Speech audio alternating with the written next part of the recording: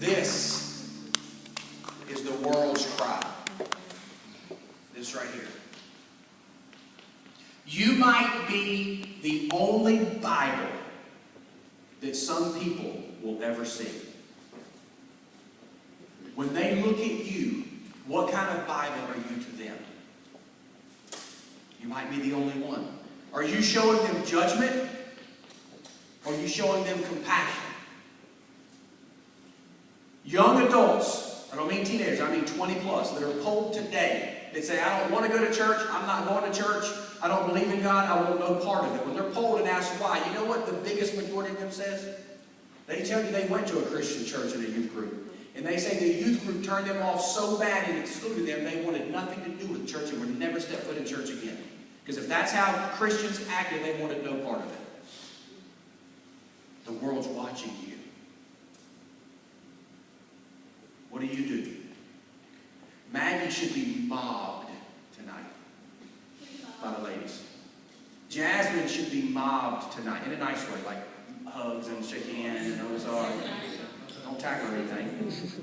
Jacob should be mobbed by the guys tonight and feel welcome and feel a part of what God is doing. Anytime a new person walks through these doors, that's what should happen. If it doesn't, then we're just like the world. Mm-hmm. If it doesn't, then we're not who we say we are when we go to Ecuador and we claim that God is moving on us so much. Look what God has changed my life. It's God has changed you. That you treat the world outside of church here just like you do those that you see that hurt and the pain in their eyes when you go to Ecuador. Because the same hurt and pain is here in America. It's here and in Cary. There's troubled homes. There's dysfunctional homes here in Cary. No doubt some of you come here. I grew up in a dysfunctional, broken home. No doubt it happens here. You've got to reach out to them. Make no mistake tonight. The world, your friends, your family are watching you. Point number 2. What lady in here tonight has a really good English accent?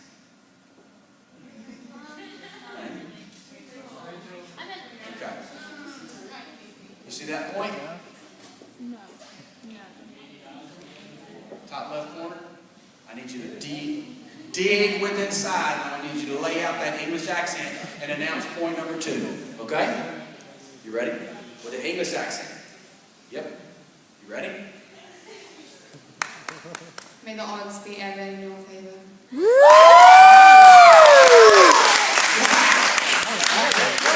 Wow. That's point number 2. Mark chapter 2, verses 1 through 5 in the Message Bible. Listen. After a few days, Jesus returned to Capernaum. And word got around and he was back home. And when it was, a crowd gathered, jamming the entrance so that no one could get in or out. He was teaching the word. 4 men brought a paralyzed man to him on a stretcher.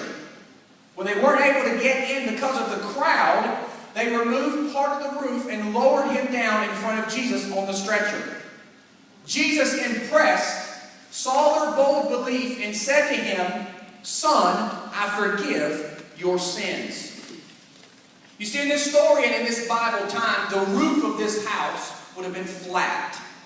It would have been constructed of mud and grass and branches. These 4 men literally dug a hole big enough to lower a man down on a stretcher in front of Jesus in this house.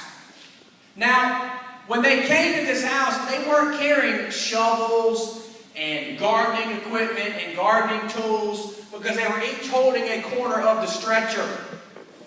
They thought they could come through the front door because they heard that Jesus was in the house and Jesus was performing miracles. So when they got to the house, they had no idea that they wouldn't be able to get in the front door to Jesus. The dilemma with the crowd in getting to Jesus didn't stop these 4 men or discourage them. Someone in the group of the 4, at least one or more, undoubtedly said, "Wait a minute. There There's got to be a way. Let's take him up on the roof. Someone in the group stepped out and said, if we work together, we can get him to Jesus. They didn't spend their time complaining about the situation that they were in now, that the crowd was jamming the door and they couldn't get in. They didn't spend their time fighting and bickering with each other. They didn't spend their time talking about each other and saying, well, your way won't work, my way's better, but let's do your way, now let's do my way. They didn't do that. They didn't spend their time shutting one another out. You see, they recognized that Jesus was in the house and Jesus was performing miracles, and they knew that they had to get to Jesus any way that they could. So they worked together. A person who has been in a rowboat? Anybody ever been in a rowboat? Okay. A person who rows the boat usually doesn't have time to rock the boat. Let that sink in a little bit. The person rowing is focusing on rowing and getting where they're going. The person goofing off is the one that's rocking the boat, and all of a sudden you can't get to where you're going.